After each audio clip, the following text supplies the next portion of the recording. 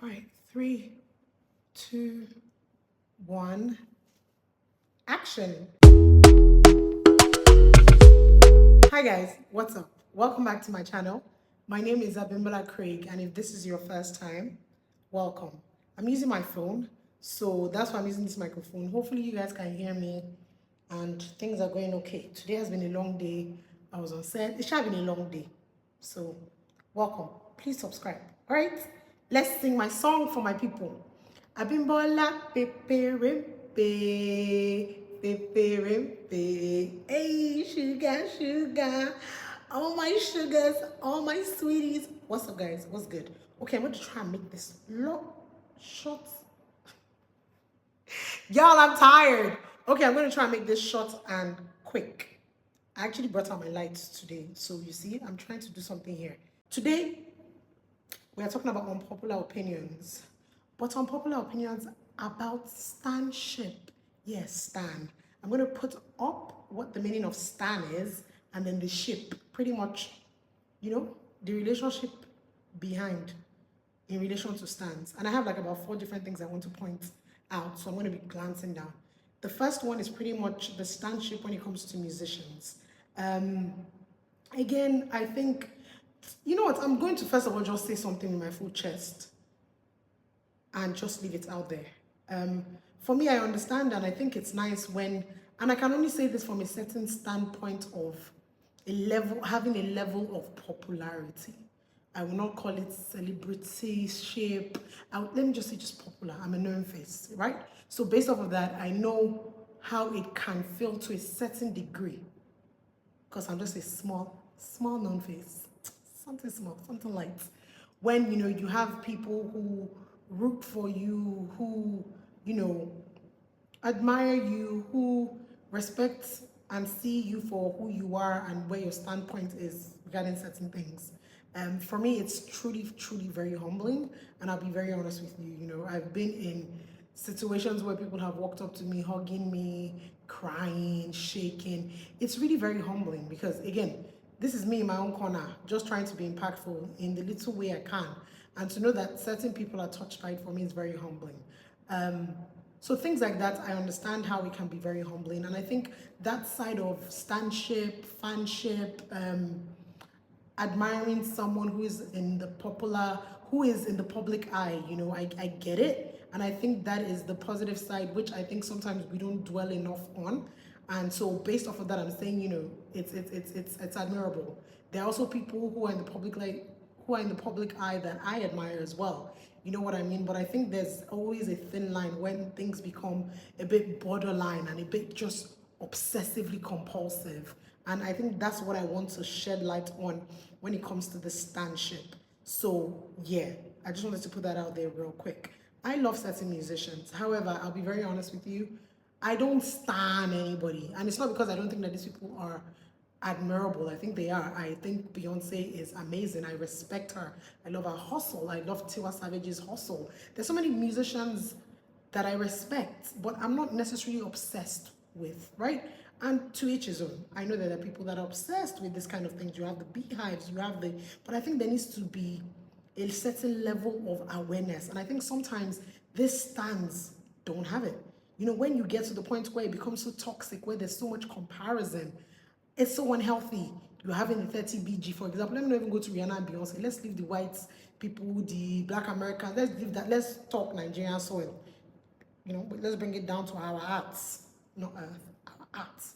Where you're having fans arguing over Wizkid, over Davido, over Burna Boy, where it's so obsessive to the point where there are people that literally eat and breathe these people and their everyday lives, and you come on Twitter and you're fighting people, small talk, small joke, everything you take it to heart. I honestly think it's truly, truly, truly, truly, truly worrying. And then you have the opposite effect of those that cannot stand the other party and all they want to do is troll and they just want to insult. And I'm just like, how do you guys live with yourselves? I saw something today that I was talking about. I don't know how you come on social media and follow people that you don't like only to troll them. I think it's a mental illness. And I think it's the same thing. And you might not agree with it, but I think there's low-key it's low-key, something is wrong because it doesn't make sense. Let's move now to the next one, which is the one that I'm sure a lot of us really want me to talk about, especially in Nigeria. Is this Big Brother? I don't know what to call it, and I'm really trying to look for the best and most polite words because they don't drag me before on top Twitter, on top matter where I don't even put my mouth inside. But that's how worrying it is. You know what I mean? Big Brother is currently being brought back in the UK. They do it in America. They do it in Australia. They do it all over the blipping world. But in Nigeria, it's so obsessed to the point where it's disturbing. It's disturbing. It's disturbing. Some of you are eating and breathing this thing. Some of you, your entire life is just to cause confusion and to just create chaos. On top, say wait and say you get people where you say you like, you admire. I'm not even trying to talk about the money that you people give them. That's your business. It's your funds. Do what you like. It's just the toxic nature of it. Someone can have an opinion. Someone cannot like somebody. There's a problem. It's so toxic and it's so worrying because I'm like, how do you spend your life doing that? The other day online, I saw where grown women were insulting each other. Grown women, guys. Somebody insulted this person's mom. This person's mom came to come and insult this person that was in the house with this person. And next thing people are going back and forth and you're insulting each other. And I'm just like, this is wild. You guys open rooms on Twitter for over 7 hours where you sit down and you're insulting, dissecting. It's not real life, guys. Y'all need to chill, man. I'm being very honest with you. There is something seriously wrong if you don't think that this is wrong, where you have all this BBN followers and this BBN group chats and this BBN, the obsessiveness of this thing is alarming. Nothing is off limits. Some of you are vile. There is fight. Someone cannot say one thing. It's pitting this person against this person. And some people, this is how they've been able to thrive, to become popular. But when do we say that enough is enough? When you have grown women leaving their places in Port Harcourt, wherever they are, coming to Lagos to come and do a whole party for two people that once maybe had something in the house, and now you want this ship to sail, and this ship has to move because you know it just has to move. Where you're having grown men sitting down and having conversations about women's body. It's crazy. It's crazy. It's crazy. And it's getting worse and worse and worse. Again, I'm not saying don't watch the show, it's entertainment. But when do we draw the line between just the obsessiveness, the vileness, the inhumane behavior, the toxic nature of the show? Especially in Nigeria. I don't understand you people. They did the one with South Africans and Nigerians. It wasn't even half as bad. But once it's just Nigeria, everything is just vile, just so volatile. Why? Please, I can't do this. Final one I want to talk about, and this is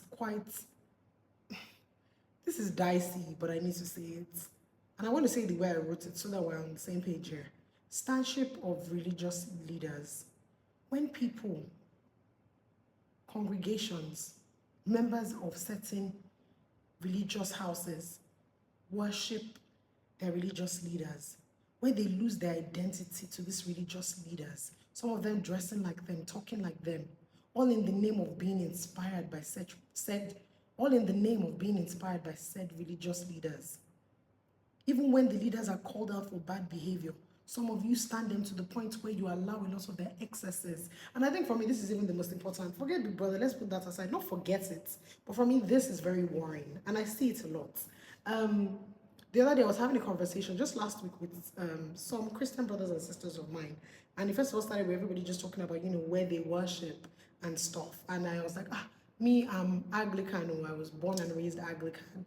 About right after COVID, I tried to go to a few other denominational churches.